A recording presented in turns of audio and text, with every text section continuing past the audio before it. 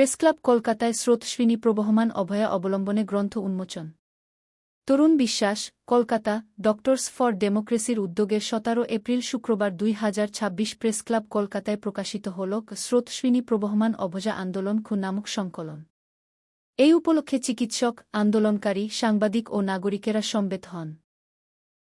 উপস্থিত ছিলেন বিশিষ্ট অভিনেতা চন্দন সেন, অধ্যাপিকা মালিনী ভট্টাচার্য, সম্পাদক মণ্ডলীর পক্ষে অমিত পান, অমিতাভ ভট্টাচার্য, অভয়া মঞ্চের পক্ষে তমনাশ চৌধুরী, মনীষা আদক। অনুষ্ঠান পরিচালনা করেন সংগঠনের সম্পাদক সুকান্ত চক্রবর্তী। অবজাদের জন্য চলমান আন্দোলনের এক ঐতিহাসিক দলিল হিসেবে এই বইকে ব্যাখ্যা করেন উপস্থিত বিশিষ্টজন। লেখকদের মধ্যে রয়েছেন বিকাশ রঞ্জন ভট্টাচার্য, অনিতা অগ্নিহোত্রী, শুভময় মৈত্র, স্বপ্নমা চক্রবর্তী। সামাজিক বিভিন্ন ধরনের সংবাদ দেখতে ইউটিউব চ্যানেল প্রাঞ্জলা বার্তা TV subscribe, like, comment, share দিয়ে পাশে থাকবেন। চেষ্টা করেছেন। আমি শেষ করবো এই কথাটাই বলে যে হতাশা আন্দোলনের প্রতিটা পর্যায়ে আমাদের এসেছে। এখনো হতাশার জায়গা যে নেই তা নয়, কিন্তু আশায় তো মানুষ বাঁচে। আমরা এখনো মনে করি অনেক কেস সুপ্রিম কোর্টে কত বছর পরেও আবার নতুন করে জেগে উঠেছে, অপরাধী শাস্তি পেয়েছে। এই কেসে হয়তো যারা গ্রাসরুট লেভেলে পুলিশের বলুন, সিবিআই বলুন, যারা ইনভেস্টিগেশনটা সবভাবে করেছিলেন, কিন্তু হয়তো ওপর মহলের চাপে তাদের তদন্তের ফলটা প্রকাশ পেতে পারেনি, তারা নিশ্চয়ই এমন কিছু ছেড়ে আপনি একটু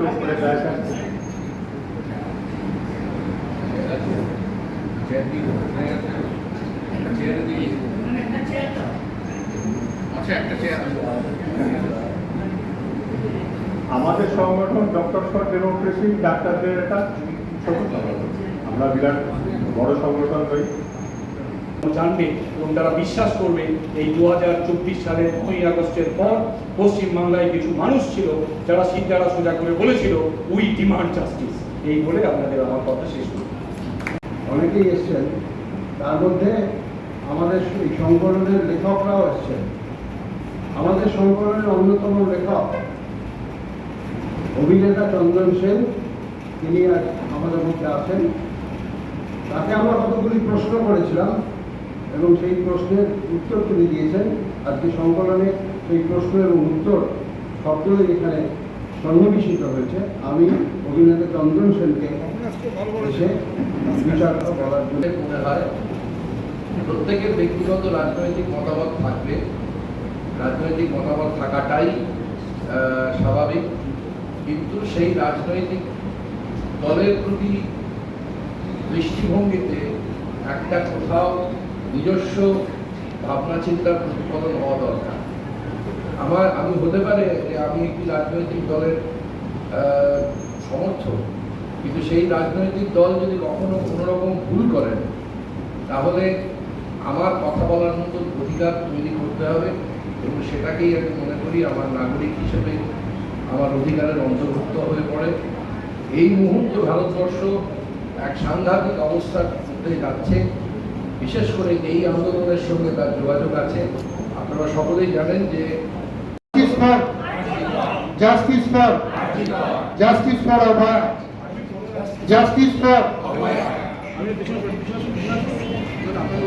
আমাদের আশা আবার আমরা একত্রিত হব, আবার আমরা অধিকার রক্ষা করব, শুধু না ডাক্তারদের অধিকার রক্ষা করব এবং যে কোনো জায়গায় যে কোনো। কিন্তু বইটাতে আমার একটা ছোট লেখা আছে, এইটুকুই আমার এখানে থাকার কারণ। কিন্তু যেটা আমি বলতে চাই সেটা হলো যে যখন একটা আন্দোলনের প্রথম ধারাটা কিছুটা স্থিমিত হয়ে গেল, তখন অনেকে অনেক হতাশার কথা বলেছিল। আমার নিজের মনে হয় যে আন্দোলনটা কেবলমাত্র একটি মেয়ের উপর নির্যাতন নয়, আন্দোলনকে একটা ব্যবস্থার বিরুদ্ধে আনতে। সিনিয়র মেম্বার ডক্টর অলোক রায় চৌধুরী রয়েছেন, ওনার কাছ থেকে সাধারণভাবে দুই মলাটের বইয়ের মধ্যে সংগ্রহ করে নিয়ে আসা এই মুহূর্তে যারা নানা সংগ্রামে লিপ্ত তাদের সহায়ক হবে এবং আমি ডক্টরস ফর ডেমোক্রেসির সমস্ত বন্ধুদের আন্তরিক কৃতজ্ঞতা জানাচ্ছি, ধন্যবাদ জানাচ্ছি। এইটুকু আমার বলা। বচন, সেই ব্যবস্থার বচনের বিরুদ্ধে আমি এখনো সেই আশা রাখি এবং সেই আশা আমি রেখেই যাব আপনাদের।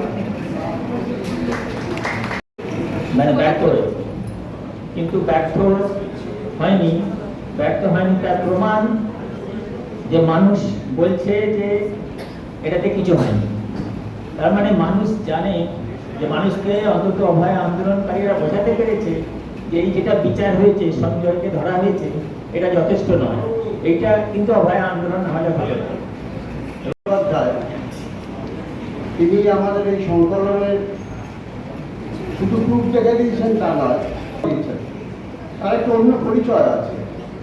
তিনি একজন লেখক এবং কবিও বটে। আমরা এখন অরিন্দম চট্টোপাধ্যায় যেতে পারি। সবাই তো জানেন যে প্রতিকূল হাওয়ায় নৌকো চালানো খুব শক্ত, হাওয়া প্রতিকূল বিশ্বজুড়ে, ভারতবর্ষ জুড়ে। সেখানে দাঁড়িয়ে অভয় আন্দোলন সারা পৃথিবীর মানুষের মনের মধ্যে গভীর দাগ কেটে গেছে। তো ব্যর্থ করবো কেন? চরম সফল আন্দোলন বলে আমি এটা মনে করি। এই প্রতিবাদের সাফল্যটা এইখানে। রাজনৈতিক হয়ে গেল তখনই যখন এই ক্রাইমকে ধামাচাপা দেওয়ার জন্য আমাদের রাজ্যের স্বরাষ্ট্র দপ্তর, আমাদের রাজ্যের স্বাস্থ্য দপ্তর তৎপর উঠল, তখনই ব্যাপারটা রাজনৈতিক হয়ে দাঁড়ালো। এইটা আমাদের হবে। এবং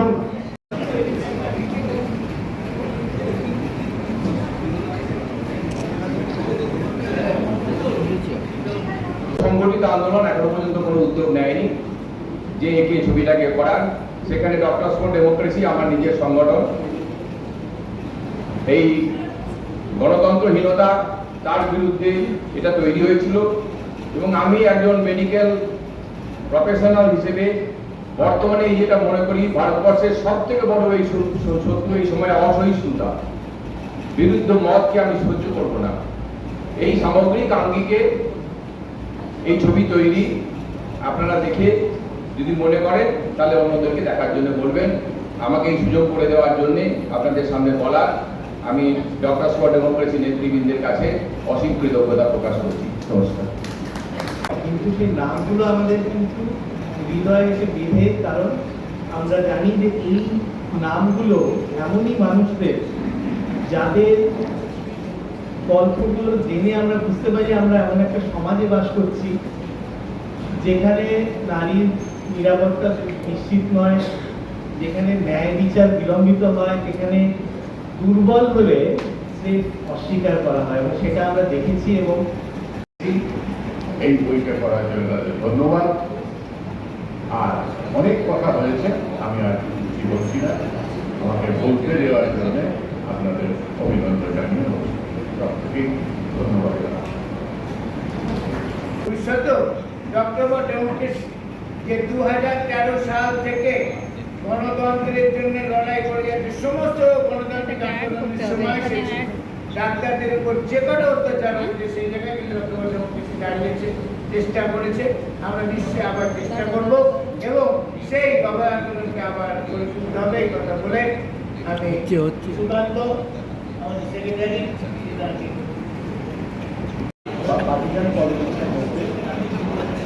আমাদের রাজনীতি সম্পৃক্ত করা, কারণ বহু মতের মানুষ আমাদের মধ্যে আছে। আর 2 নম্বর যে প্রশ্ন, আন্দোলনের সাফল্য এবং ব্যর্থতা, পরিবেশ থাকা উচিত তার কথা বলে। এবং একটা কথা আছে না যে চ্যারিটি বিগিনস অ্যাট হোম। তো এই সংগঠনে এসে আমি এটাই দেখেছি যে ডেমোক্রেসির কথা যখন আমরা সমাজের জন্য বলি, তেমনি আমাদের সংগঠনটাও যে একটা ডেমোক্রেটিক সংগঠন, এখানে প্রত্যেকটা মেম্বারের কথা সমগুরুত্ব দিয়ে শোনা হয়। আমার অঙ্গ জুড়ায় তোমার ছায়ায় এসে সার্থক জন্ম